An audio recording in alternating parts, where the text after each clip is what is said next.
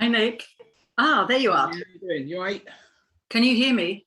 I can hear you perfectly well. I can't hear you. You can't hear me? Okay, I'm off mute. So Bottom left. Yeah. I'm mute. Is Any it better? on? Is it me? Try this. Can you hear me? I can hear you, yeah. Okay, let me try this. It could be my connection here. Okay. Is it that? Can you hear me now? Yeah. I can't hear you though. Okay, No. let me get rid of this. And now I can hear you. You can hear me, yeah? That's one of those fandangled things that you get. And then I haven't worked out how to work it. So I'll use that next time. Let me see what I can do on this. Shut this door. The washing machine. Gallery. Oh yeah, that's better. We've got a gallery here now. Good stuff. Okay. So just to prepare you, I'll do a minor intro because it's more about you than me. Just to sort of give you a little bit of a few words about you, and speak your mind and what my speak your mind is, but not to say too much. How are you, by the way? Sorry. No, that's okay. Yeah, I'm okay. Yeah, I'm okay. Started smoking again, but that's okay. But I'm okay. I'm okay. Yourself? Yeah. So what made you start smoking again? I could say boredom, but I think that's a bit of a cop out, to be honest. I think I gave up chocolate for Lent, and I started fasting during the day. Oh, did you? Oh, that's a lot all in one go. For spiritual reasons and for health reasons, and I just found myself crying out for something. Yeah. So I picked up cigarettes again, but it's okay. One thing at a time. Indeed. Otherwise it becomes punishing, doesn't it? Yes. It can be, yeah.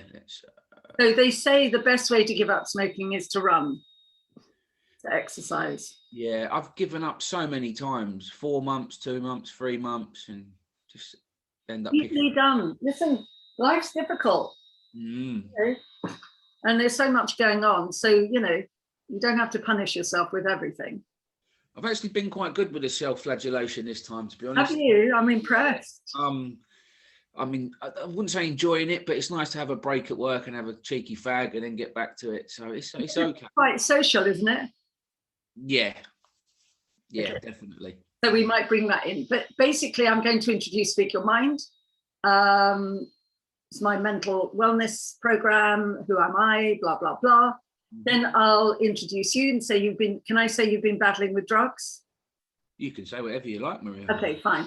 And found a way, and you found your way out, but it hasn't been easy, blah, blah, blah.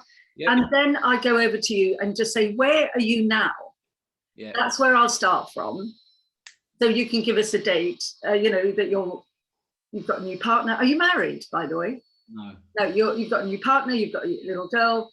This is where you're heading to. You're still, going through stuff because, I think that's life in a way. Yeah. And then we'll talk about what happened. Where did you come from?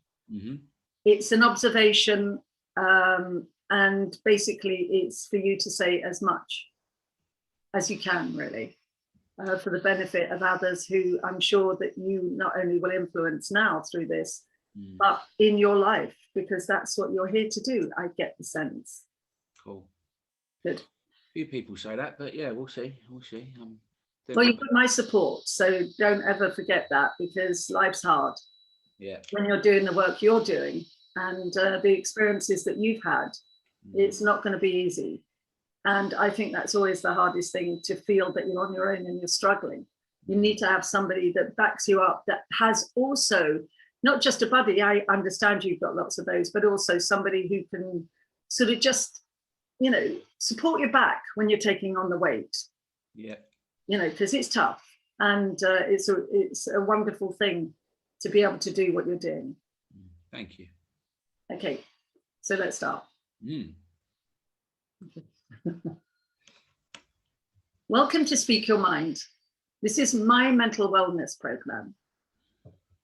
My name is Dr. Maria Kempinska. I'm a psychotherapist, and I have the privilege of welcoming. And yes, there he goes. And he's come back, putting something on. Good for you, Nick. I've got the privilege of welcoming my guest, Nick Conroy. I've known Nick for a number of years, mostly as a friend, really. Although Nick has battled with drugs, he's had his internal struggles. The drugs have had a pull on his life, but he's found his way out. It's always there. I think anybody who is on a hero's journey will have struggles. It's never easy. I know you've struggled, you've fallen, you've picked yourself up, and you're now on a path where you can see true recovery. I think you've had a glimpse of that, Nick. And I think, however, I don't want to minimize what it's taken for you to get there. Because very often people say, you know, you can change your life. Oh, look, just do this and your life will, you know, be okay. Yes, you can get a glimpse, but the true glimpse comes from the pain, the exhaustion, the nightmarish times of those moments when you don't really know what's going to happen. And you're taken over and you're swamped and you're drowning and you haven't really got the backup. And even if you have, it's in that moment. Where is that? Where is that help? And also you have to pull it from within inside yourself. In some way you find it, and you have. So let's start off by where you are today, Nick. If you can just give us an overview of your life. An overview? How do you condense that? I know. Firstly, I'm a loving father to a lovely 3-year-old girl. I'm an electrician, which is amazing. I love my job. I like to think I'm a productive member of society today, which is a massive contrast to where I was 7 years ago. There, you know, as everyone has a few little life struggles, but if I could really condense it into one sentence, I think happy, joyous and free, I think would be the best way to describe my life today. That's fantastic. Yeah. And I understand you have a couple of communities that you're a member of. A couple of what? Sorry, Maria, what was that? Communities. Well, the one main one, the first one I found on my journey to recovery was, and I'm not sure about the anonymity statement here, but I'm a member of a 12-step fellowship. Uh-huh. You know, drugs ravaged my life for nearly 20 years. And when I found the 12-step fellowship, that was maybe not the first step, but the biggest step of my recovery from being suicidal, homicidal, you know, a foreigner in my own skin, you know, 2 different people and hating each other, to being a relatively complete individual today. That was the biggest step for me. I'm also a member of a church. In my journey in recovery, I found a loving God that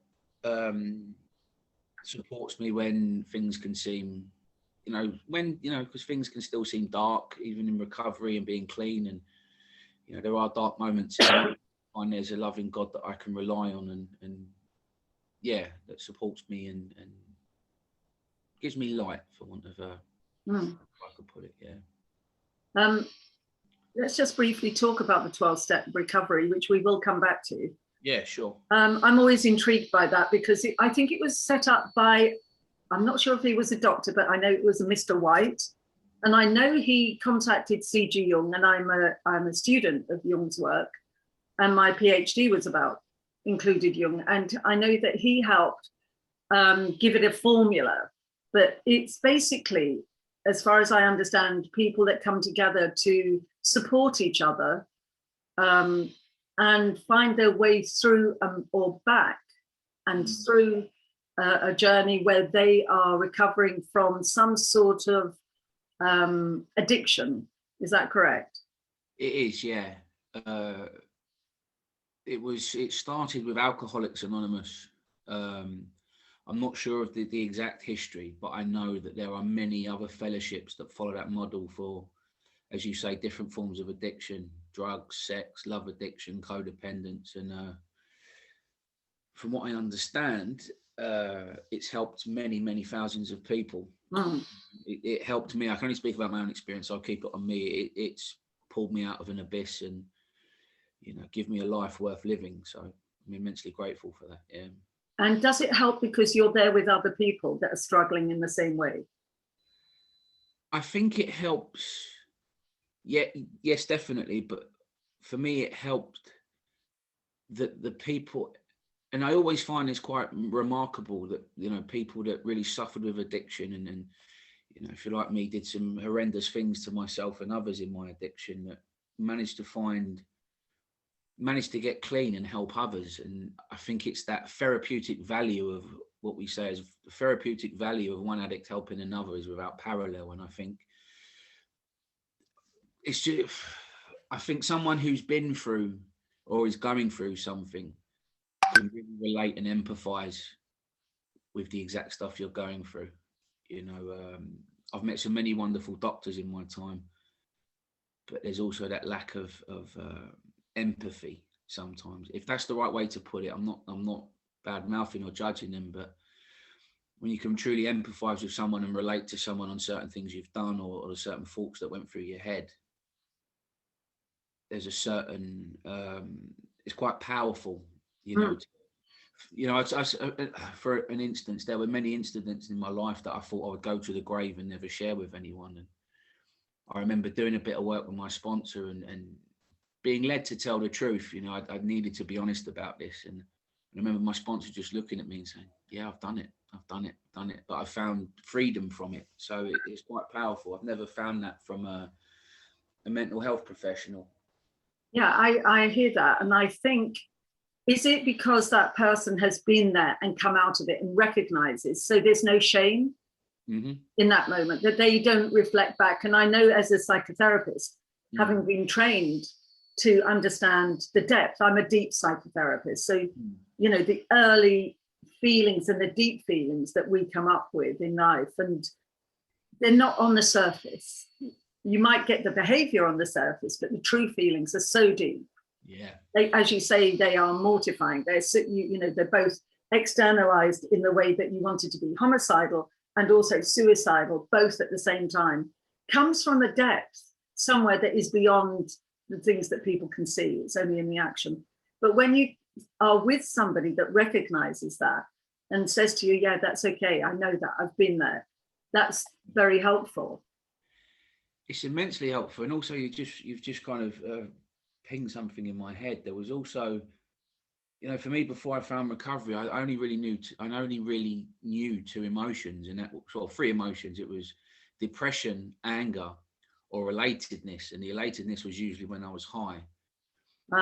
There was also this being allowed to feel, you know, where I came from, you know, in regards to my upbringing. It was like you wasn't really allowed to feel. And I don't think it was a conscious thing on anyone's part in my background. It's just, it was learnt behavior. You know, I remember crying to my dad once, and he was so embarrassed, he kind of walked away from me, you know. Didn't have, you know, and I've got certain people in my life who I love very dearly, but they've got a sort of, if someone has a feeling in the same postcode, they can't handle it. They just get away from me. And it's, you know, learning to feel firstly, and then learning that it's okay to feel whatever I feel was also a massive part in being honest about it and not having to hide it. I think a lot of my behavior was, and again, it's not giving any blame to anyone, it's just the way it was, is that I kind of felt that I didn't have the right to feel like I did.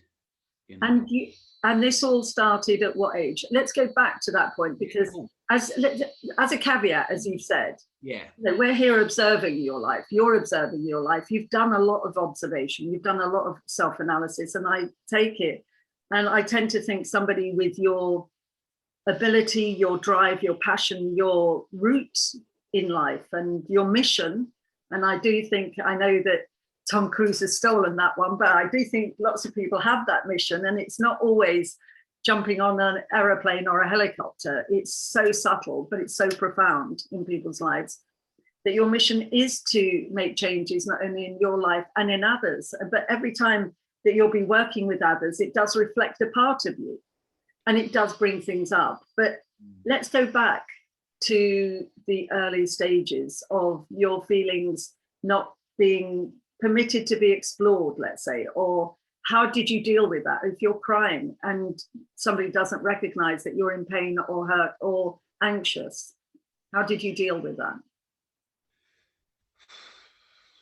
That's a very good question. I don't really think I did deal with it in regards to processing it or even kind of acknowledging what it was at the time. I just remember feeling, and I don't even think I can name the emotion I felt. It just felt like this big, intense knot in my stomach, and just kind of knowing that this isn't right. That isn't this doesn't feel correct. And I think the way I dealt with it, and I'm going to be really honest, was fantasy. Okay. Was music and fantasy. You know, I'd put music on and dream I was playing to thousands of people and being adored by people. And I think that kind of, not numbed, that's the wrong word. It kind of alleviated the feelings of being alone and feeling in pain. And do you know what? Alone doesn't really cut it. I think terminally alone was probably the best terminology I could use for that time. And just having no avenue out. And again, stuff's coming up as I'm talking. I think another way I dealt with it is I had this fantasy when I was young, probably between the ages of 9 and 18, that I would meet this beautiful fairy tale woman who would come and save me from my life and myself. That was another thing I held on to. Yeah, so pretty much fantasy, and obviously from the age of 13, 14, drugs. So there's two things here, aren't there? There's your aloneness and the fantasy of life, and that's the creative. Fantasy can also be the creative, which is very powerful. We'll come to that, but your aloneness was a big thing. You didn't have any brothers or sisters. You had nobody to turn to. No, I had from my mum and my dad. I'm a lonely child. They met other people and had children afterwards. But I was 13 when my sister was born, and I was 17 when my brother was born. So yeah, in regards to siblings, I was alone for the kind of I can't find the right words, but for my best part of my upbringing, yeah. So do you think because in our society, specifically at the moment, that a lot of parents, because they're going through so many changes themselves, they just can't see what's happening to the child, and they think, oh well, he's got a home, he's got food, he's got shelter, he's going to school, he's got all of those trimmings, that material trimmings. And I'm not saying that your parents were materialistic, but this is how a lot of people think. And it's you often see it on television. It's a very American thing. Which parent has the most money? Oh, they must be able to provide for that child. But what they don't identify very often is who relates to the child. Can they see what the child really needs internally? And it's also a balance for parents, because you're a parent as well. You know, how do you look after your child? How do you make sure that you don't overindulge? And we've seen the repercussions of that in people's lives. You know, the divas in society, in film and on the streets generally with social media. And also the balance of a child who has got the need, but not over identifying with that need. So it's a fine thing, an emotional, almost tug of war that even parents go through. But every child needs that. And when you asked, or when you showed signs of that, your father there at that moment in time couldn't handle it. Was it because he was overawed with his own family issues, his own emotions? Was it his upbringing? I think at the time I had no idea. I think obviously doing a lot of work on myself and therapy and stuff, and trying to come from a place of understanding rather than being understood. You know, my dad had quite a tough upbringing himself. He come from, you know, my nan I love very dearly, but when it comes to emotional availability, she doesn't have it. It wasn't taught to her. She doesn't have it. My granddad, you know, God bless him, was an alcoholic who was, from what I understand, quite abusive, quite mentally abusive rather than physically abusive when my dad was growing up.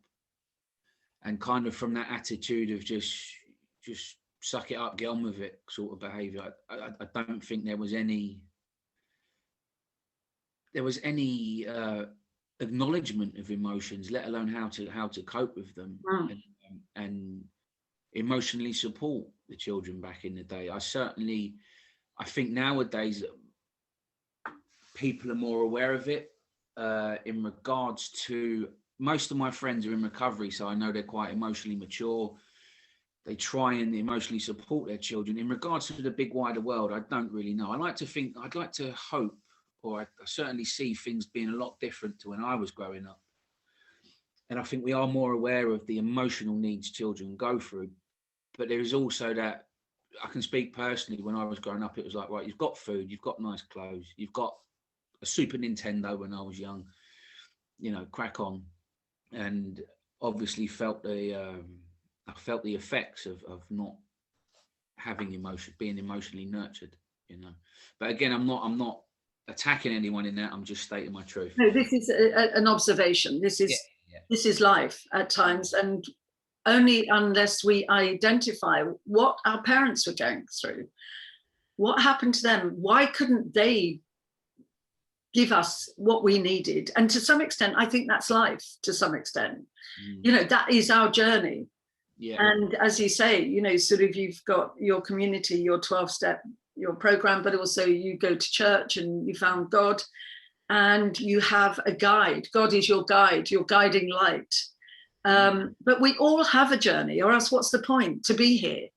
Yeah. If people think that money and, sort of that type of thing is the only thing, I think that's a little bit sad. But from my point of view and observing you, it is an observation you have to make. And I encourage people in my work to observe what was going on, why was that happening, what was happening in their lives, but also focusing obviously on you. So you were 13, and when did you go to live with your grandmother? There were actually a couple of times before I was 13 when I went to kind of an emotional state, not emotional, an emergency stay at my grandmother's for a few weeks. And I don't think I stayed with my mum. When my dad left at 7, and I think I moved in permanently with my nan when I was 13. There was never any stability there. She'd always, again, I've got to be mindful of what I say. I'd always end up being evicted. So I'd go and stay with my nan. It was quite stable at my nan's, despite the lack of emotional availability.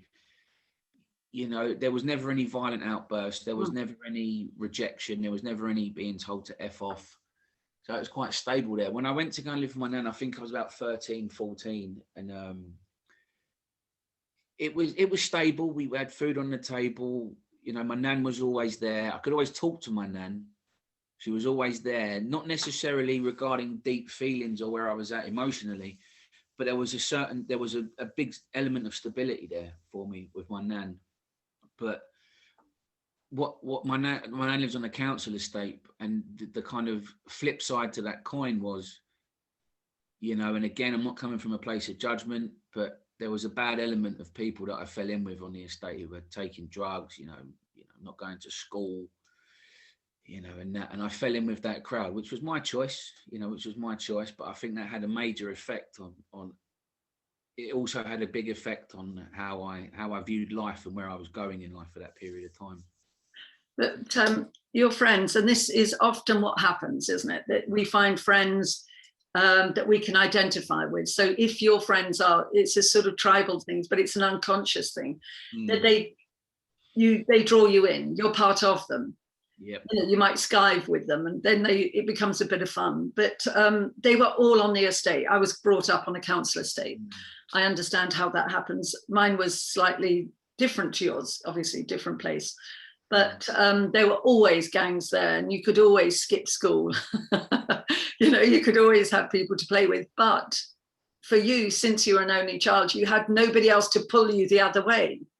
So if you have siblings, they might pull you out of it. But if you're the only child, you're only pulled towards, it's almost a magnetism. You're pulled towards a group of people that you do identify with, but there are always rules with that group of people.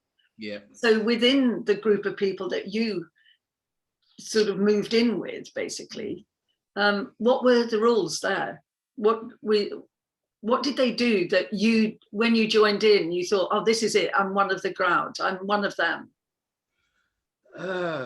Looking back on that, and I've tried to do this a few times, it's quite difficult to kind of come to some sort of awareness of what the actual rules were. They were very, for want of a much better word, very funky rules. It was really dysfunctional. When I grew up, it was kind of like I'm really struggling to find the words, but you could do one thing one day and it'd be all right. You could do one thing another day and you'd be vilified for it. It was very strange, but I'm struggling to find the specifics of the actual rules. But you didn't really know where you stood, really. You certainly didn't talk about feelings. You certainly didn't talk about God. You know. Who was in charge? Was it somebody older? Yeah, it was a guy. He was in charge, not in the typical sense, but he was certainly the code maker, if you know what I mean. In regards to, it could be one fine 1 minute and not fine the next. Very dysfunctional, very warped, very selfish. You know, do what I want you to do. I won't do what you want me to do. You know, in regards to like little things, you know, like if he asked me to go to the shop and I didn't go, he wouldn't talk to me all day. Wow. But if I asked him to go to the shop and he wouldn't come, it was all right. Just little examples like that. Very, very dysfunctional. And I found in trying to fit in a lot of the things I enjoyed. You know, I like being creative. I like writing songs. I liked different things. I had to kind of keep them separate from that part of my life. You know, from there. So you engaged with him. You found favor when you pleased him. Yeah. Okay. And where did the drugs come in? How did you get the drugs? Was it just everywhere and it was easy, or did you have to work hard to get them? No, that was extremely easy. Yeah. I'm trying to remember the first time I actually remember the first time I did cocaine. In regards to smoking weed and stuff, the group that was older than us, the kind of the big lot we called them, they were smoking weed ever since we were really, really young. You know, and I remember a conversation with one guy, and I was about 9, and he said, "You'll be doing this when you're older." I went, "No, you got no chance." And you know what? He was right. So in regards to marijuana, that was everywhere. That was everywhere. You know, I knew there were 3 different people within 50 steps of my nan's block that I could buy weed from. First time we did cocaine, I remember it. I don't know where we got it from. I think my friend who was on another estate, which was rife with cocaine, got it. And sitting in my mate's bedroom, just sniffing cocaine at 15, I think I was. Yeah. And did you go to school? Did I go to school? From the age of about 13, I very rarely went to school. That was another thing you reminded me of, and it's very relevant. It's very relevant to me. What happened, I don't know about, in the first year of school, in my secondary school, we're kind of all put in one class, and then they assess how intelligent you are, how good you are. And they put you in sets. We had 4 sets, the A set, the B set, C set, and D set. And obviously that in regards to your ability. And I remember going into school in the second year, and I was coming up to be 13. I remember being in the C set, and I thought if anything, I should be in the B set. And that really rocked me. It really rocked my confidence, my sense of my own ability. I'm not a stupid boy. I've done stupid things, and what happened was me and my mum went to the school and explained it to the deputy headmaster, Mr. Harold, he was called. He was a lovely guy. And he said, right, we're going to keep an eye on you for the next few months, monitor your ability. And if things go well, we'll put you in the B set. And God bless him, he had a heart attack a few months later and he never returned to school. So I was kind of, through no fault of anyone's, I was kind of forgotten, but emotionally that was a sense of rejection for me. And I ended up being in the C set, which was, you know, people just wanted to mess around, not do any work, not turn up for school. Again, I'm not blaming anyone. I willingly followed that path, but that was another big influence on my early years personally. But also it's you're a young boy, a young teenager, and men need to have men around them. I know there's the issue with, you know, gender change and so on, and I respect that for people, but very often you're drawn to people that are similar to you, and it is an unconscious thing. So girls, you know, for example, when I was growing up, you could see girls growing up, they would all have the same hairstyles, and as they got older and older and older, the only thing that would change was the color, the pattern on the dress, and the color of their hair. So as they got older, it would go gray and then blue. So, you know, that's how it was. It was that unconscious knowledge that we all have. And men are drawn towards men, whether you're transgender or not. There's this unconscious connection. And you needed that for your life. You need that direction for your life. If you don't have it, it's got to come from somewhere that you trust and that you respect, that recognizes you. Yeah, sorry, Maria, I just had to open the washing machine door. Yeah, you're definitely right. I kind of, and again, I'm reminded of stuff that I've dealt with, but kind of not forgotten, but put away a little bit.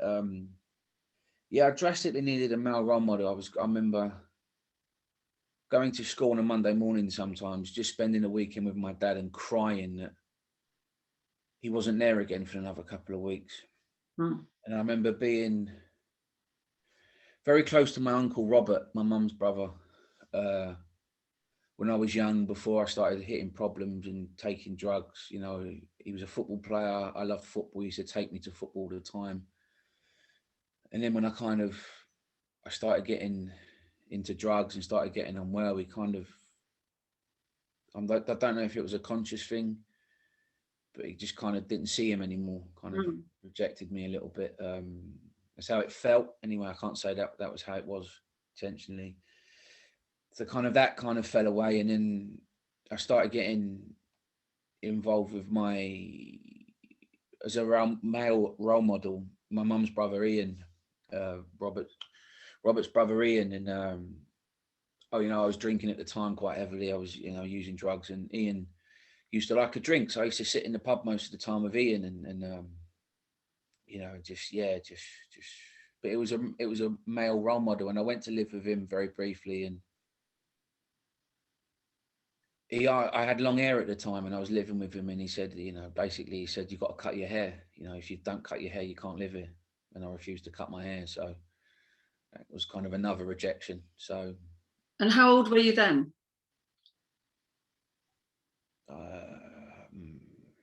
It's a good question. I think it was a few years later. I think it was about 17. Right. So here you are, a teenager, you're trying to create your own identity, as you do. Yeah. And you're being told to cut your hair by somebody. Which sounds a little bit unfair, but he must have had his reasons.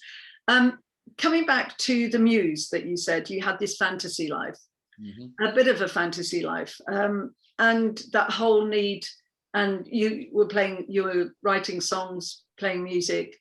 You had this idea of meeting the most gorgeous woman in the world and marrying her and walking away. Do you know what's so interesting about that concept? And this, I don't know whether this changes when people change their gender, by the way. It's always an interesting question. But Dante, many years ago, this is in the 14th, 15th century, he wrote Dante's Inferno because he met a woman. He saw a woman in the street that he fell madly in love with when he was young, 18. He never met her, but his whole piece of work was about her. He called her Beatrice, and it was how he wanted to meet her and the longing that he had for this woman in his life. And I so believe that psychologically. So I do a lot of work with people when they have this a person that comes up, a woman that comes up in their dreams, or who is a fantasy woman, what does she represent? So that's a very good part of healing, that part, that the woman that can be there, that you can turn to, that can find the healing for you, because that's a very deep internal image that people, you can't superimpose on somebody. It comes from within, and creativity comes from within, and creativity is such a powerful healer. And I've heard some of your songs, and I know they were very good. And you actually did eventually go and start performing, didn't you? I did, yeah, I did. Yeah, it was great to do. And just to kind of follow up on what you said, yeah, I didn't know that exactly about Dante, but I had a similar experience with a girl I met in M&S. I'd never spoken to her.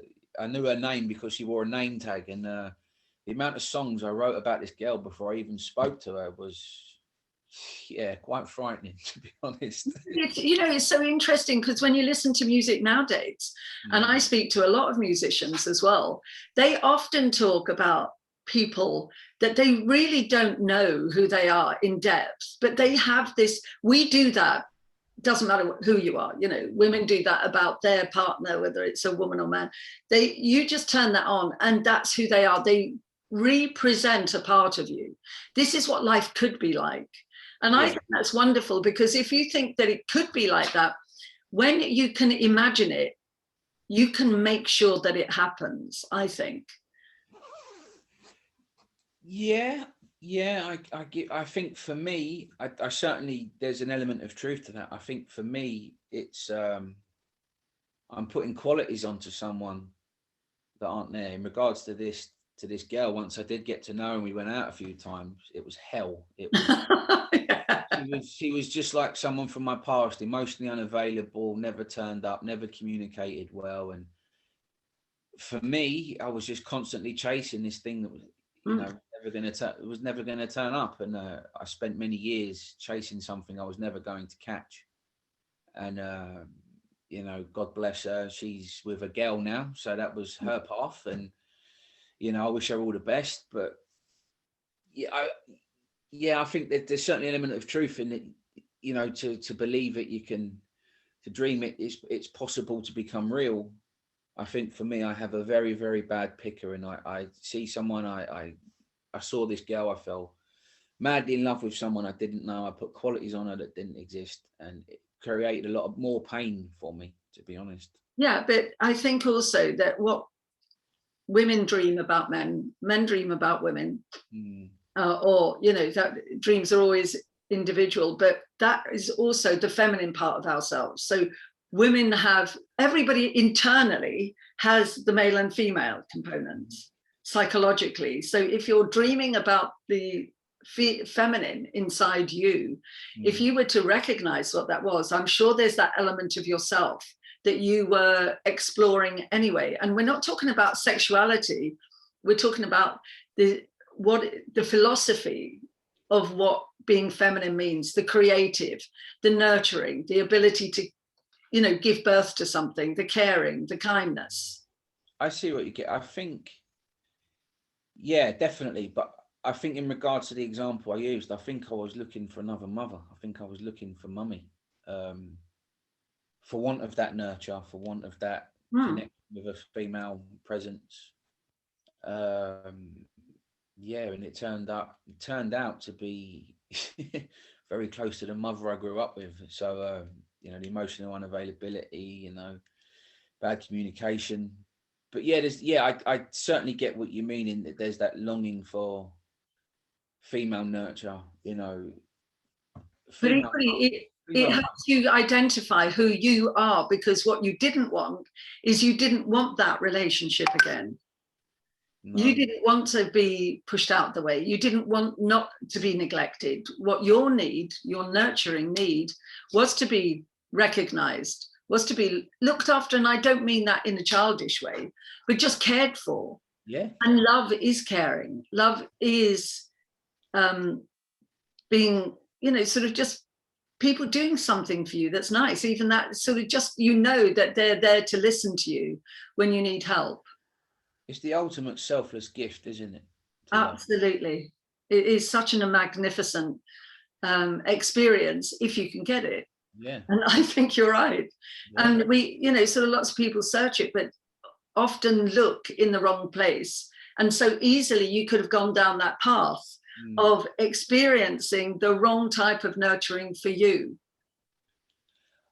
I have had periods of that. I've spent years in relationships where it was the wrong kind of love, but for many, many, many different reasons, you know, not fear of not being good enough, fear of not being able to find anyone else, fear, you know, the mindset that this is all I deserve.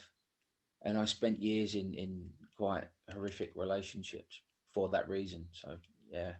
So you have to go there and find out what you need. It's almost like Freud calls it zwang. I love the word. It's almost as if you have to experience those things over and over again.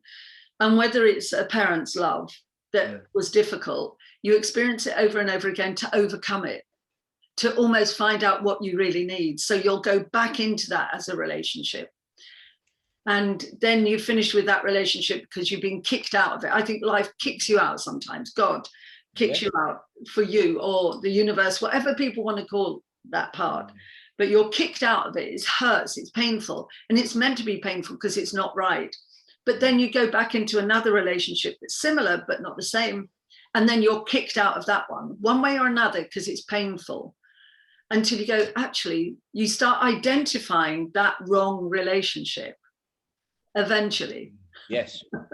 But the pain that you go through on the way can be quite horrendous. So when you were going through the pain of those relationships, did the need for drugs, the need for going into oblivion, to go into a space where you were being cushioned, taken away from the pain of those relationships, is that when they intensified?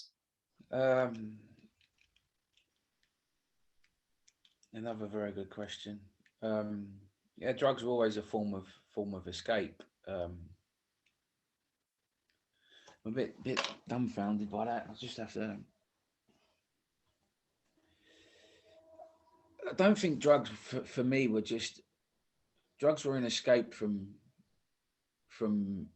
every feeling I had, really. And obviously, I say obviously, for me, obviously, you know, when I'm in a horrific relationships and there's abuse on both sides, you know, yeah, drugs were the first thing I reached for.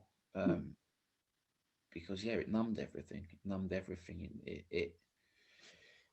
It numbed everything, and it gave me hope, but it also gave me despair. It's a very, very difficult subject to talk about in any coherence, really, because you know, at the time, drugs were like heaven and hell in one behaviour.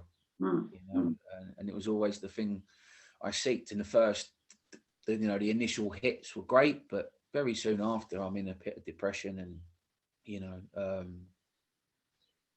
yeah, just back. You know, there's a line from a song that I can't think of right now, but feeling worse than when I actually started to take drugs. You know? Yeah, so it's a very, very, very difficult. Very catch-22 is probably the best way to do it. The first thing I reached for, it would work for the first few incidents, and then I'd end up further behind than when I started to take them, if that makes sense. Yeah, totally. Yeah. It's almost as if you have to, you know, something that you said, you know, the duality of that feeling, the extreme feelings, the homicidal and the suicidal. I've just remembered that line, sorry. It's a flatness bleaker than the one it replaced. Sorry, I just had to, that was what I was trying to think of then. Yeah, that's a powerful line. But I think that, so it had a dual effect. It takes you away and also throws you deep into the intensity of the emotions that you can feel. And I think, you know, sort of to be able to pull yourself out of that, to get yourself out of that, we'll come to that, because you did do that and you have done that. And without going too much into what's something you don't want to go into, but what was your lowest point? Oof. There's been many. The thing And I could probably give you a few instances. The thing I always try to share about when I share in a meeting, or, you know, I try and help someone else about being at my lowest point. My lowest point was probably, not probably, that's the wrong word. I was most definitely, sorry, I just have to compose myself. Because let me just get to it. Was one time when, you know, I put my son to bed at my mum's house. Because of my mental health problems, I wasn't allowed to see my son on my own. And even though I was ravaged with drugs, I always thought I'd love my son and I would do anything for him. And I was so wrapped up in my own mental health issues and my own drug addiction that I'm putting my son to bed at my mum's. I said, Mum, I'm just going to go for a walk. And I remember walking into the woods at my mum's over Teddington Bridge. There's the kind of like a big common where there's loads of fields and bushes and stuff and trees and kind of like a wooded area. And I remember having a packet of Zopiclone that I bought online, a packet of razor blades, and I had an electrical cord. And my plan was to never make it out of that wooded area. I planned to, I took all the Zopiclone. I think there was about 72 in there, I think. I can't remember. Quite a few. I tried to slash my wrist, and I also tried to tie a noose to hang myself with. And just that absolute, trying to find the right word, that absolute certainty that I don't want to make it out of here. And I'm, you know, today I'm so glad it didn't happen. But what had happened is I'd taken all the Zopiclone, and 72 Zopiclone would normally, you know, knock me out, or knock anyone out.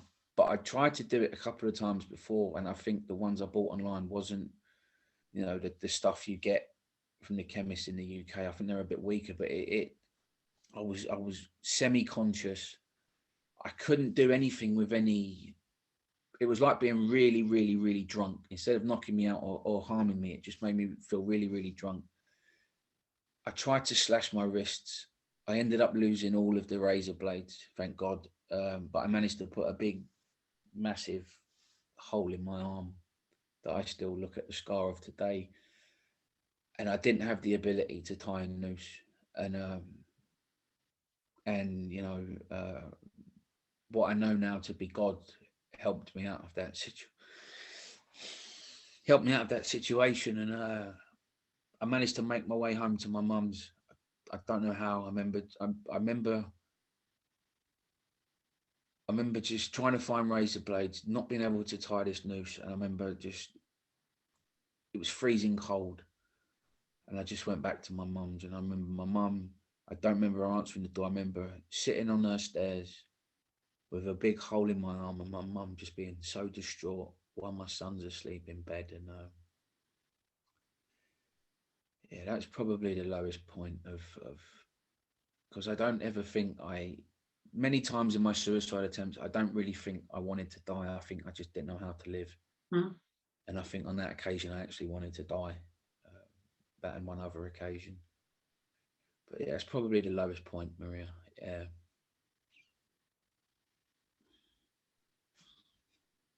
And at that moment, did you go to hospital? Yes, I think my mum was on the phone to you when I came around, I believe. Yeah, I did go to hospital. And was that a good place? I mean, helpful? I'm not saying a good place, a helpful place. Did it help? Somewhere to go? I find there's two parts to that question. In regards to taking me out of society, giving me somewhere safe, where it's kind of like a comfort blanket. Yeah. Psychiatric unit is kind of like you're taken out of the world. You don't have to think. You don't have to do anything. In that regard, yes, kind of the world stopped and I kind of got on. In regards to, is there anyone to talk to? Not really. Is there any activities to do on the ward to help you? Not really. So I find in regards to a crisis, to take you away from yourself, yes. In regards to helping therapeutic. No, that's my experience. It's not. No. But, Well, you know, that's a big statement, and I hear that and I agree with you. We'll come to that towards the end, but I remember speaking to you when you were in that hospital. And I reminded you, I think, the other day when we were talking about your phone call to me about the drugs you were on. Yeah. And saying to me that you thought that you were on the wrong medication. And I'm not a psychiatrist. I don't give medication, although I agree with medication when it's in the right place and as a temporary measure. I really believe in it alongside this talking therapy, because sometimes any other form of therapy can be too drastic, too extreme, or just not enough. But when we were talking, I was saying to you, why do you think you're on the wrong medication? And you were so lucid, so clear. You analysed what the medication was doing to you, why it was wrong, why you felt this other medication was correct. And I said to you, well, go and speak to your doctor and tell him. And it was like, oh yeah, okay. And you went and you spoke to your doctor. We spoke again soon after that. And he changed your medication, which actually worked for you. So there's that side of you, deep inside, the intuition that knew what was right for you. Do you think you've always had that? A part of you that knows, whether it's God's voice, whether it's the Greeks always called it your primary brain, your deep intelligence. And I do believe in a higher intelligence. I do believe in a higher voice. I like God. I like having God in my life. And I can relate to people who have it because, you know, my parents went through the war, and without God in their lives, they wouldn't have got through it. So I like that.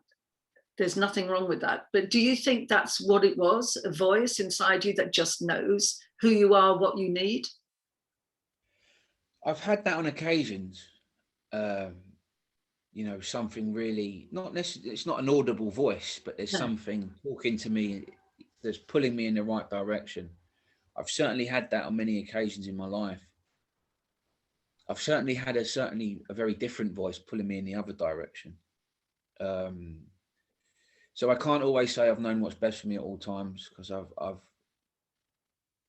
you know, that typical, you know, the red one there and the white guy there. And I think I've had messages from both of them in my years, and I think I've certainly followed both in my time. So do you think that having somebody, you know, the fact that we just happened to be talking, if you like, that you were able to call me and I was able to sort of say to you, yes, go ahead. Do you think just having somebody to bounce your thoughts off, which is the right way to go, can be helpful? Without a doubt. Without a doubt.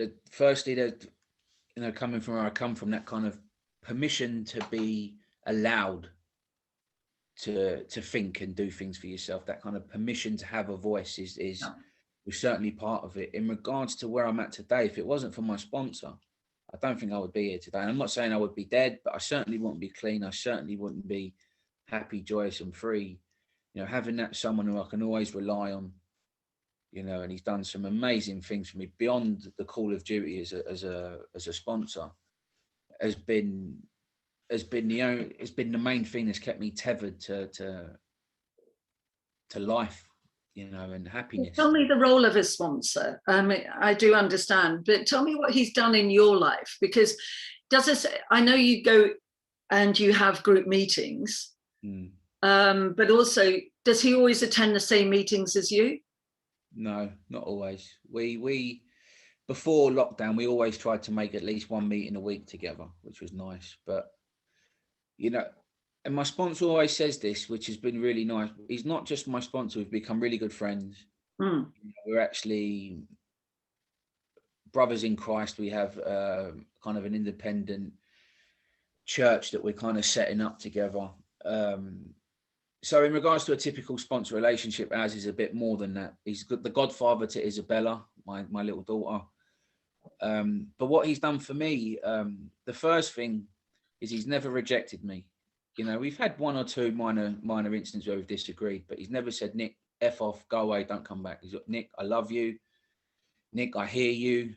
You know, I'm praying for you.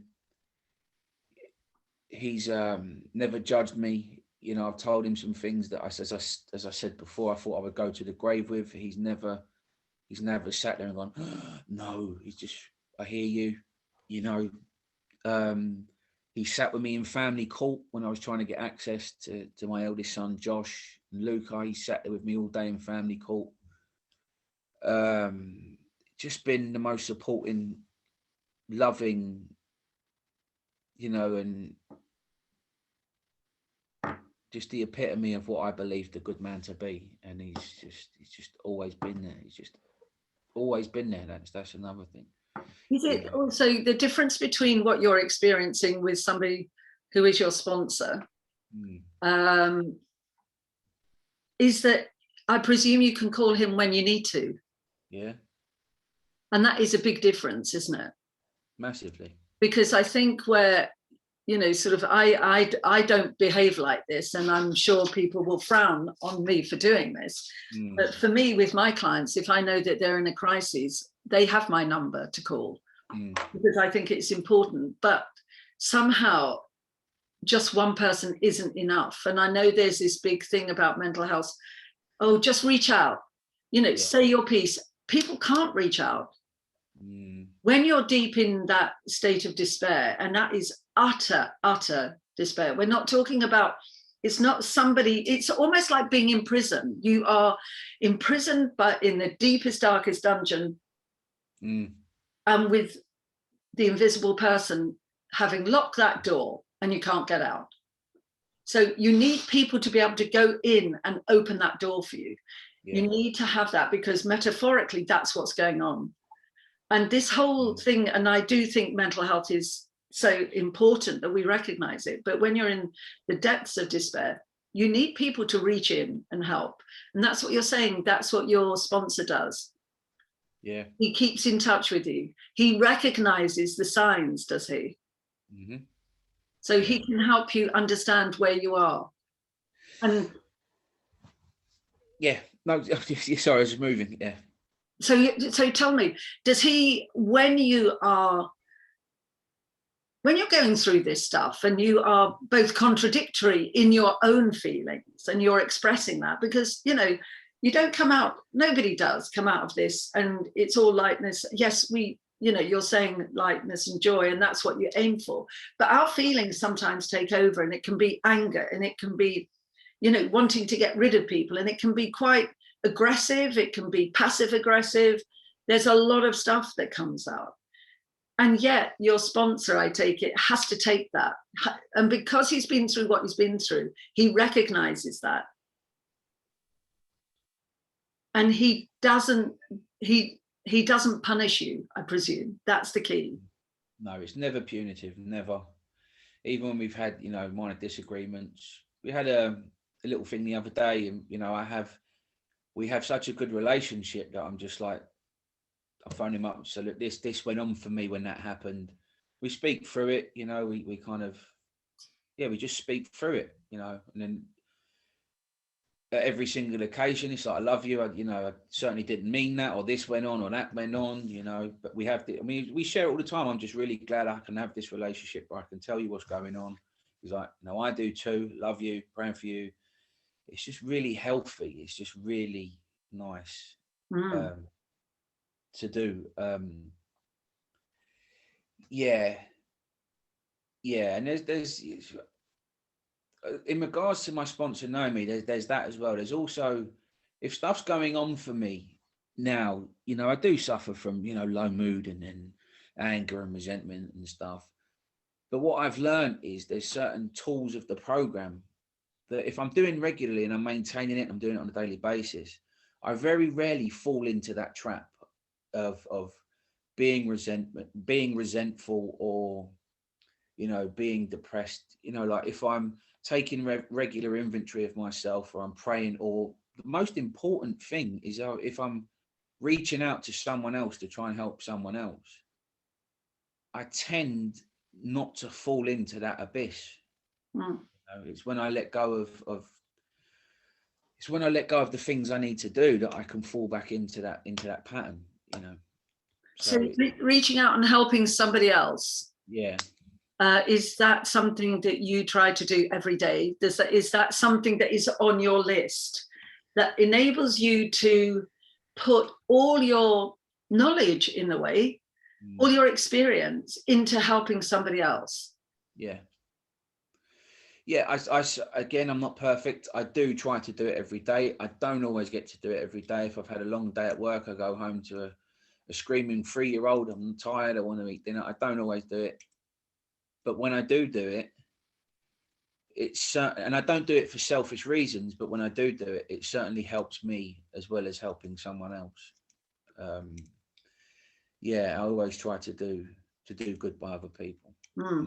It's just good. It's just good for the universe, isn't it? In my experience, I totally agree. And I think what you're identifying here, what you're talking about, is the fact that you've gone through that experience. You can also identify, without asking what somebody's going through, you can tell what they need. It becomes, because you've reached in that depth, that darkness, you know what it feels like to walk around in there, to be in there, to be immersed. Yeah. Almost to feel that you can't get out, that life hasn't got anything to offer, that you just have to get away because you can't see anybody else or your value. Then you can understand, as you say, empathize with somebody on such a deep level, it becomes without words. You just know. Yeah. And that's when the true work is done, I believe. That's why you can help each other. Definitely. I think just in a lot of incidences, you know, whether I'm in need or I'm trying to give something to someone else, sometimes just the acknowledgement of a phone call, hey, how you doing, is sometimes enough to not necessarily snap out and cure everything, but it's certainly, wow, someone else has thought about me today, and that's powerful in itself. Yeah. Without being knowledgeable or knowing what to do or having a solution, just, hey mate, how you doing, just thinking about it. Just to have a chat with somebody so they don't have to make the effort all the time. Yeah. I was talking to somebody who equally, you know, sort of somebody who is at the present, you know, struggling with their, should I stay or should I go? You know, I'm going to take my life, that's it, it's over. And when we were talking, the person said, I cannot reach out at that moment. So it's getting enough people around, and that's what I've done, is identified people around, call me if he's in that space, because he can't do it or she can't do it. And you need to have other people that identify that, because there is this, I come back to that thing that everybody's saying, well, reach out if you're not feeling well. No, it just cannot always work like that. So what we're doing is we're encouraging anybody who's seeing this to reach in to some people and just keep the conversation going, talk to them, phone them, you know, make the conversation happen, just to let them know that they're there and they have a value in life. Because especially at the moment, if you're isolated, you lose value of yourself because there's nobody there to identify with you. And the biggest thing that's happening, particularly at the moment, and the worst thing, is the isolation. So if you're feeling lonely and you're isolated and you're internally isolated, alone, threatened by life and your own thoughts and your own feelings, and they call it your demons, but you were talking about the voice, the negative voice that we all have inside us, but some people have that's so deep, so profound, so loud, that how do you get away unless somebody comes in and helps you? Yeah, it's very difficult. You know, I can remember quite, you know, vividly when I've been in, not necessarily in while I've been in recovery. I've been in recovery coming up 7 years, so I've that ability to reach out and confess is the wrong word, but to, you know, to tell someone what's really going on has been, I feel, a lot more allowed to do that. But before, when I was in a you know, in that dark hole, it's sometimes nigh impossible to just confess to someone, look, this is what's going on for me. It can be really, really, you know, difficult is an understatement. Yeah, because to find the words to speak, that's why you need people around who can identify or understand. Yeah. So what was the point that turned and 7 years ago that made you change? That made you, so go into recovery? How did that happen? What happened was I'm gonna share a story that's not very pretty, but in a nutshell, I was using substances this one evening. I was using, I was sniffing cocaine, I was taking sleeping pills, and I was drinking alcohol, and all at the same time. So I wasn't using one to come up, one to come down. I was using it all at the same time, and what had happened was I went into my friends. This guy who I really, really loved. He's a great guy, a lot younger than me, but he's a really great guy. And I've gone into his house, and I'm hallucinating that he's threatening me. And this is stuff that I've obviously information I've gathered after. So I've attacked him. I physically attacked him, and him and his stepdad at the time, who was there, they give me a good kicking, and. I can't say I was very grateful at the time, but I'm very grateful now because, I ended up back in hospital,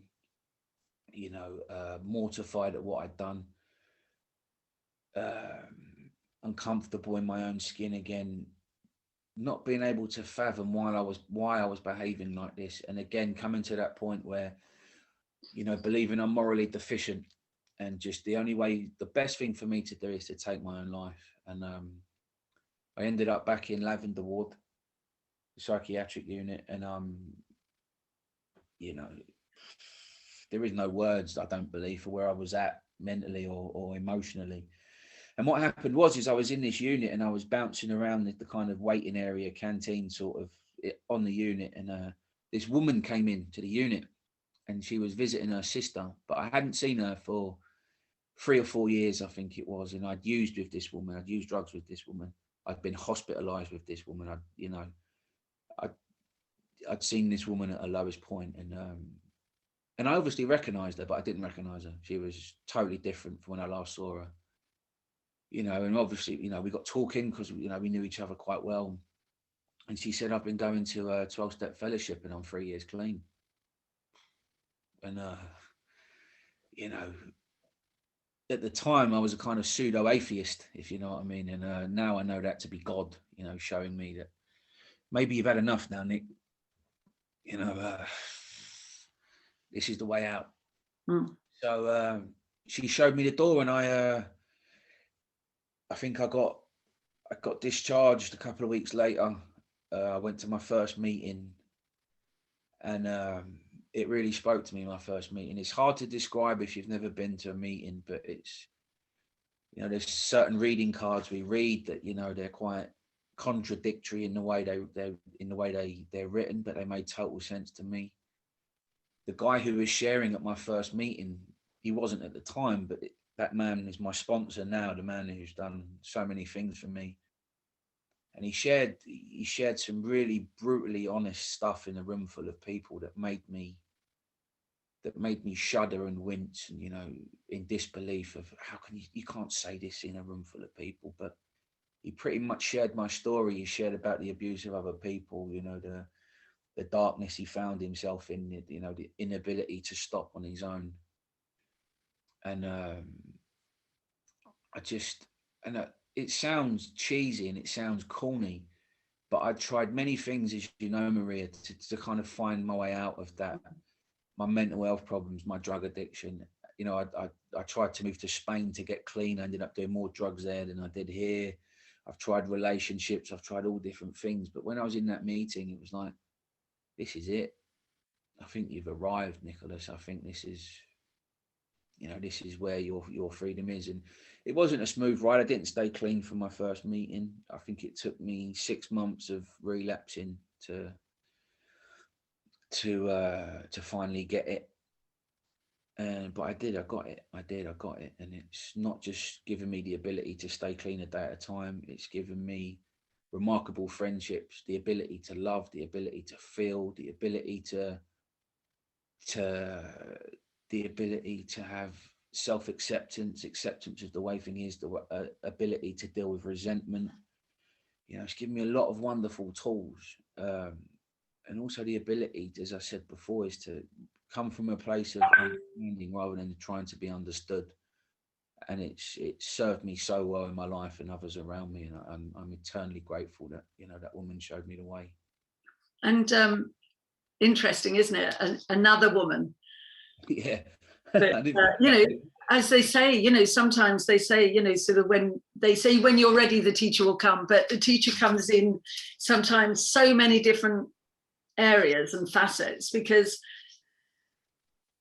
when you're in your group, everybody has their own story, and there must be different parts of that story that resonate with you.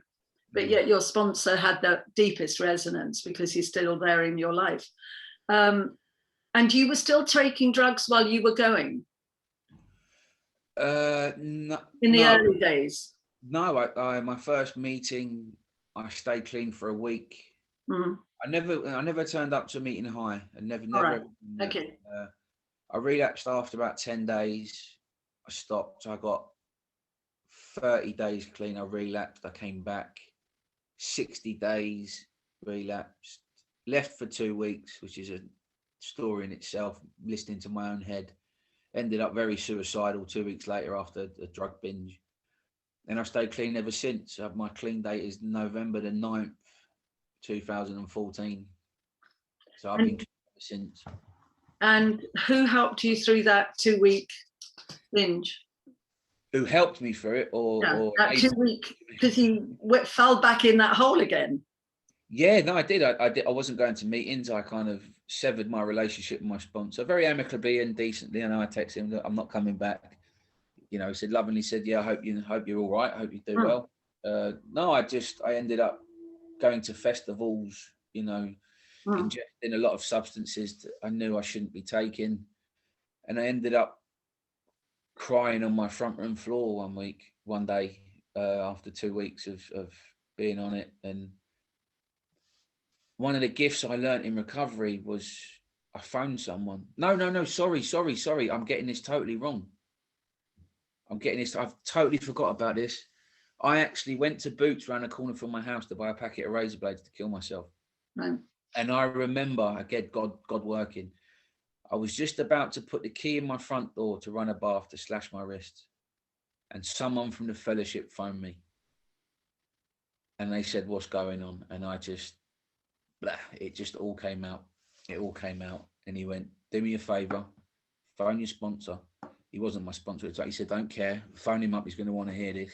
And get the meeting.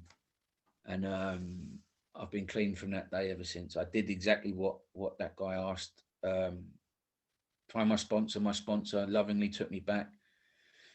Very lovingly, but very lovingly, forcefully put me into a meeting. And I've been clean ever since. But is that forcibly because it was a direction? Yes. Yeah. Forcibly is the wrong word. Yeah, no, that's I'm just identifying that. Heavily suggested. Yeah, you know, sometimes when you're in there, you know, you're lost and you need a direction. And that's what somebody else can do for you. No, Nick, you need to do this. You need to come out of that. Yeah. This is how we can help you. Yeah. Before we move on to where you are and the work you're doing, can I just ask you about your son, Josh? Yes, of course you can. What relationship did you end up having with him? Because he was growing up with this, and what ended up happening with Josh? I'm just going to close the window, Maria. Sorry, 1 second. It's a bit cold. That's a very interesting question too. It's what the relationship I ended up having with Josh. Well, strangely enough, I'll start from the court. I mean, even though I had drug problems, as I said before, I was seeing him with my mum. I always saw him with my mum. I probably wasn't always available. I was physically there, a lot of the time mentally there, not mentally not there, emotionally not there. And I own my part in that, But when I got clean, I went to court. I went to family court to try and see him more often and to see him on my own. And court case took about, I think it took about 18 months to finally come to a conclusion, maybe a bit longer. And what the judge actually recommended was I could only write to him. You know, his mum stood up in court and said, I'm not a good enough father. You know, yeah. So I didn't see Josh for about 3 years. I didn't see him for about 3 years. I wrote to him. It wasn't the same. It wasn't the same thing as having a relationship with my son. So I didn't hear from him for 3 years. I bumped into him shopping one day randomly. We had a coffee and caught up. It was great. And then one Christmas, I think it was, my chronological order's all over the place. I think it's about 2 or 3 years. How old is he? He's 18 now. Yeah, it was just before he was 16. I had a phone call from his mum, I think, saying, you've got to come and pick him up. Reasons I can't remember. So he ended up coming, from that phone call, he ended up coming to live with me and my mum. I was in between houses at the time, and my mum has a big house in Tedderton. So predominantly he was at my mum's house. And cut a long story short is that his mum actually became very mentally unwell in that time. You know, frighteningly unwell. I've been, you know, no judgment on her. I pray for her all the time. I do really sincerely wish her all the best. But it was very frightening even to be around it. I've been on mental health wards. I've seen people who are really unwell, and it can be frightening. But there was an extra element to this, because she was really paranoid. It was quite frightening. So Josh ended up staying with us for a long time for it, because of it. We ended up having at times a really good relationship. When I got back into my own place, we had really healthy times I was always offering, you know, you can always talk to me. I love you. Like trying to shower him with love and all the things I didn't get. But there were times when he rebelled, and I didn't act or behave how I'd ideally want to behave. Certain times I would tell him to leave. I would do all the things that, you know, I learned from my childhood that I'm not proud of at all, but I did it and I own that. He ended up becoming really mentally unwell. I'm not 100% sure if he had the diagnosis, but I was liaising with a lot of mental health professionals in his care at the time, and there was a belief that he had borderline personality disorder, which is what I was diagnosed with.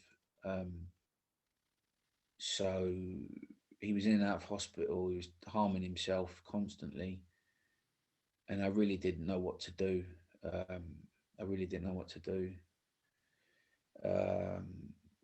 At the time, right now, he doesn't talk to me. We haven't spoken for a long time. The last interaction I had with him was, you know, happy birthday, son. And he told me to leave him alone, never contact him again. It's all my fault, which is where he's at, you know. So that's where we're at. That's where we're at today. So it's been a bit of a roller coaster, but that is where it's at today, Maria. Yeah. But there's still time. Of course. Yeah. No. Yeah. And just keep the communication open and keep going.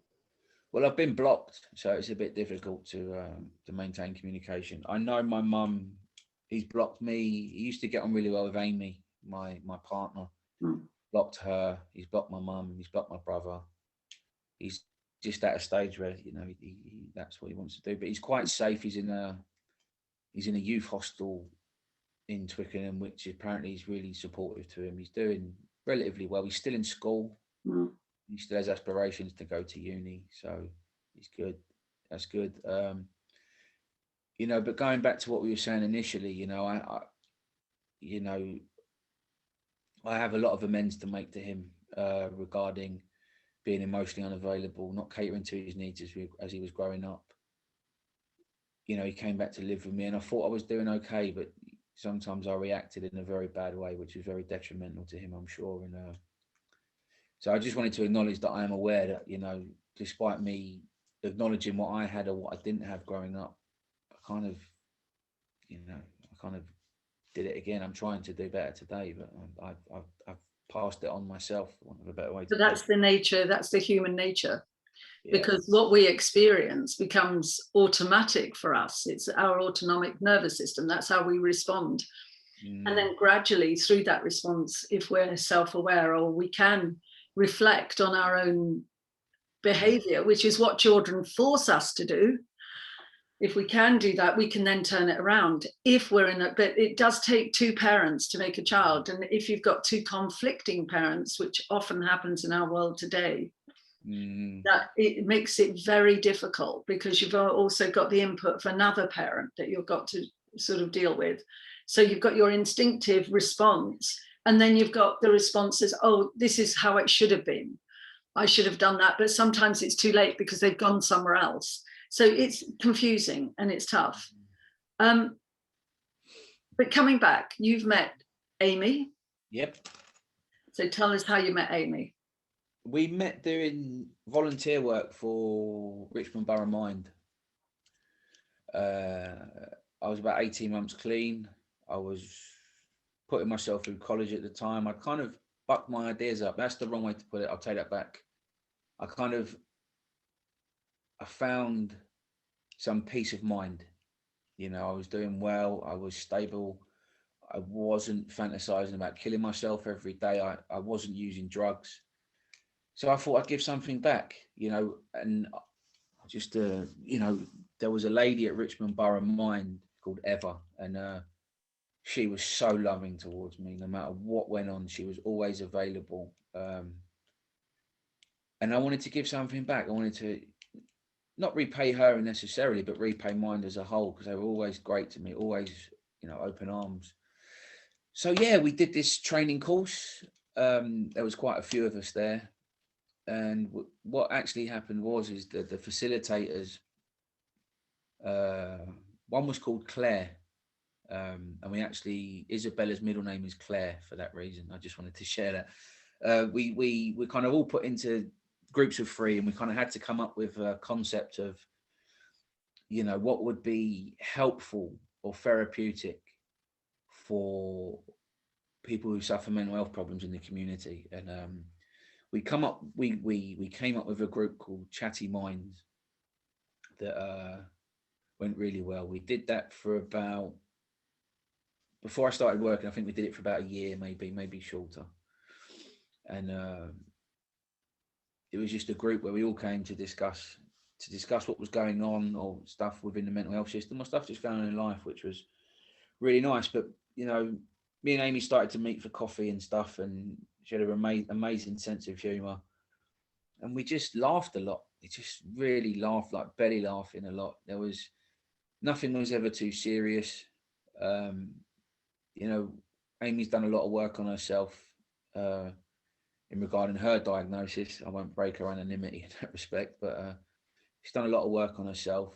So we've always found, we've had a few moments. We still, you know, live together and well, we stay together a lot.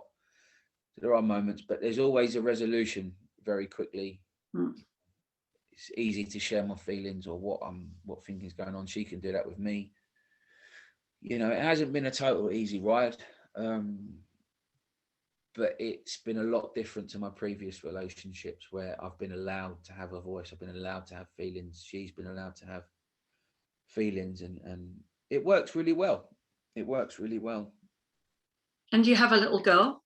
Yes, Isabella. She was 3 in November.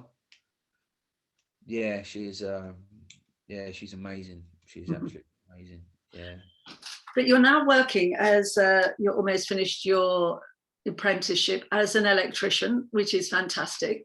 And you're working with somebody that I know you respect enormously. Again, you found a good man that has helped you focus, sort of just somebody that guides you. I always think a good therapist is like a psychological Sherpa, but I think that's what happens with an apprentice. You have that person who's been down that road before, that they don't look at young people or somebody who's going through problems as a burden. It's, oh yeah, I know what that feels like.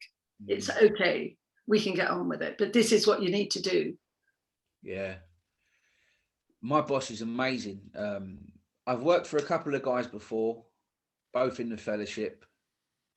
And there was one guy is a good friend of mine. He was great, but he started to do something else. That's why it didn't work out. There's another guy who wasn't very loving, wasn't willing to put the time in, which is fair enough. You know, I explained I was very young in my, had no experience. I'm just going through college. And my sponsor said something to me because I was in a lot of fear once. I'm not going to find a job. I'm not going to be able to do this. And he went, the fellowship will provide, was what my sponsor said to me. And I remember going to a meeting, talking to a friend of mine. He said, so what we got talking, what are you doing? I said, I'm in college trying to be an electrician. He went, really? My best mate's an electrician. Let me speak to him. And that was, I've been there just over 2 years, like 2.5 years ago. Yeah, and it's just God providing again. He's got an amazing story himself. He's 12 years sober in AA. He has an amazing story that is, it's beyond words. But never rejected me. Always willing to listen. You know, whether it's a stupid question or an interesting question, he's always. Yeah, he's been a great teacher, and he's a very, very clever man who's been an electrician for a long time and knows it inside out. And I've been very blessed, not just on the work side of things, but to have that openness. I remember me and Amy going through a difficult time, and I remember just on many occasions, but on this specific occasion, picking me up in the morning. I'm just in tears, Nick, and it's all right. And just having that, you know. I think there's in certain, I think I'm trying to find the right way to put it. You wouldn't think that in construction, you know, these big burly men would be able to go and talk about their feelings. I can get in the van, I can share anything I need to with Nick, and he came with me, and it really bodes well for a healthy working environment. Yeah. So I've been so blessed, and I'm so happy and grateful for that.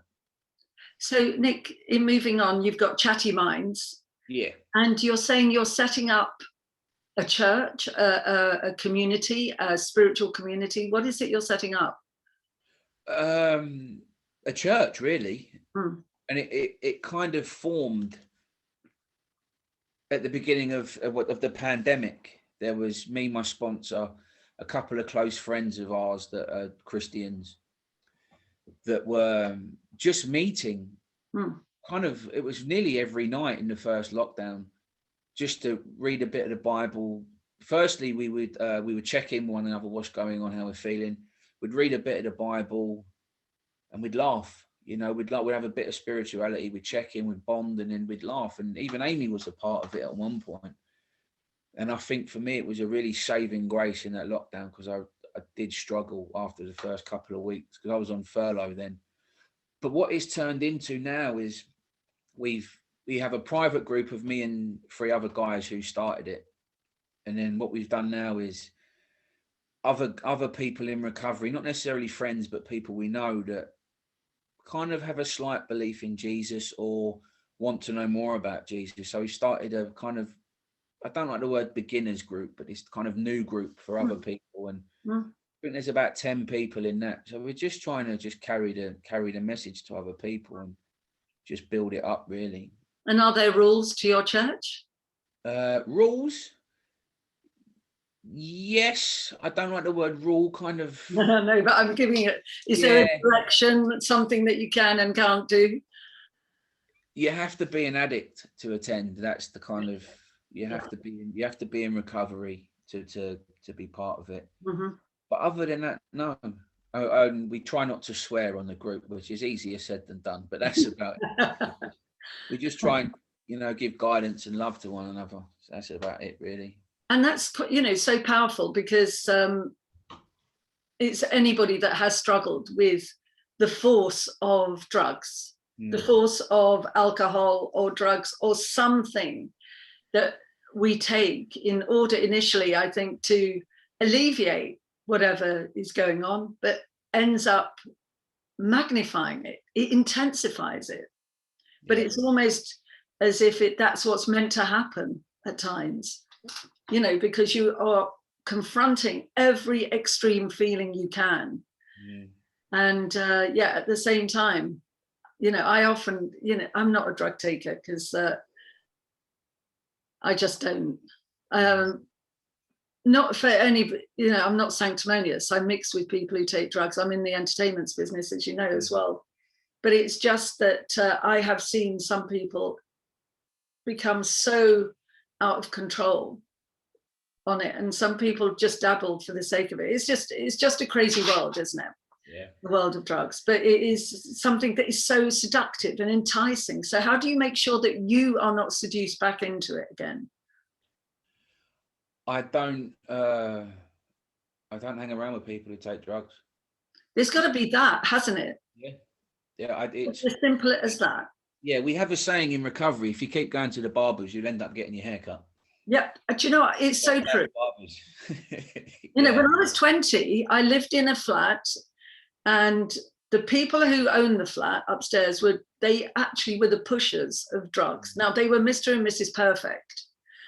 And the guy that was in my flat was their runner. So we had cocaine and everything all over the place. And it taught me one of the biggest lessons about drugs in a way, because he was so embroiled in this himself. He wasn't a big taker, but I could see the dark side of it, because if you're around those people and everything.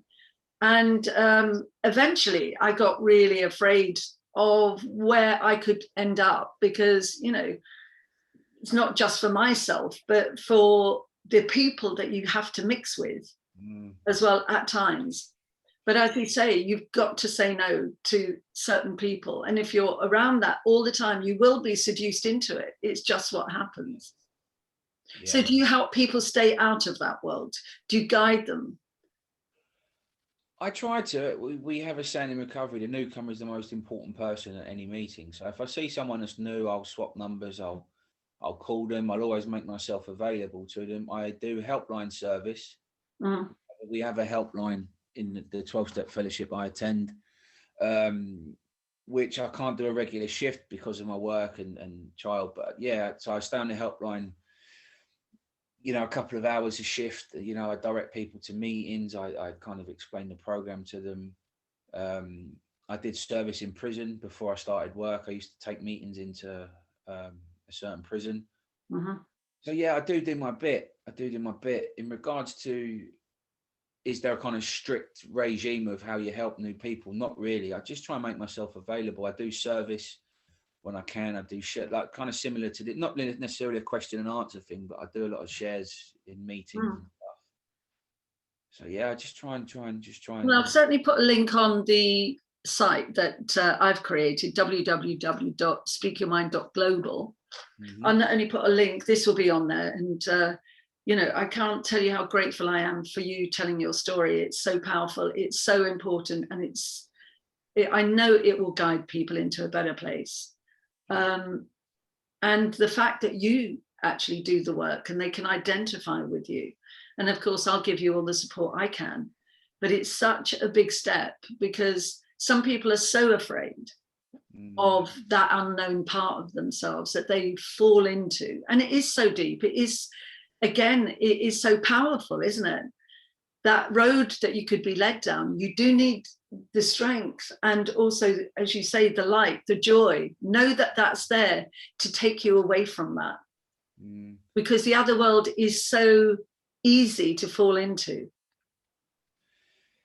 I think for me, as I think I shared it earlier, like I always felt like I was two different people and they hated each other. And there was, even when I was in the addiction and in the madness, I always felt like there was a way out. But also, and it's a line from one of the piece of literature in recovery, for me, there was a distorted security and familiar pain. I knew that. It was me, it was my identity. So breaking out and trying to, recover and get well, it's not just scary in itself. There's also the internal systems that makes it even more difficult to get out. But, when I first got clean, I thought I would end up, excuse the terminology, that I'd end up wearing beige corduroys and doing puzzles on my own all day playing solitaire. And nothing's further from the truth. I've been on holiday with people in recovery and just just life is just so massive and just beautiful without the dark, not without the darkness, but being more out of the darkness than in it, you know. And it's wonderful, and it can be done if you know, if I can do it, you know, anyone can do it. You know what I mean? There is a solution to what you're going through, and just please reach out and just help. No, it's amazing that you're there to help people, you know, and show them that it can be done, because, you know, sort of all too often people have glib terms for this, and it's not easy. It is a struggle. It's hard because you have the impact of whatever you're carrying yourself, and it's not by design. You don't go out and choose it like a pair of trousers, or it's not a designer t-shirt that you've bought. It is imposed on you. You've got to get rid of it, and you're inside trying to get out.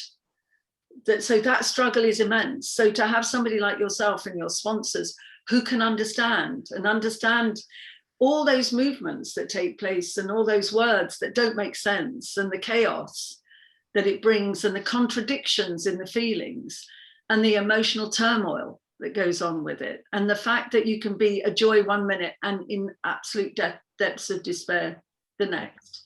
For somebody like you to identify that and to say it's okay, I've been there, I can take you through, will be massive for people. So Nick, thank you so much.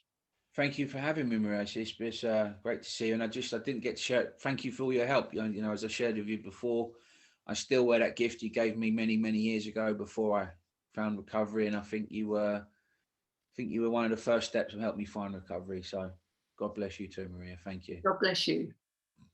Take care. Bye. Bye.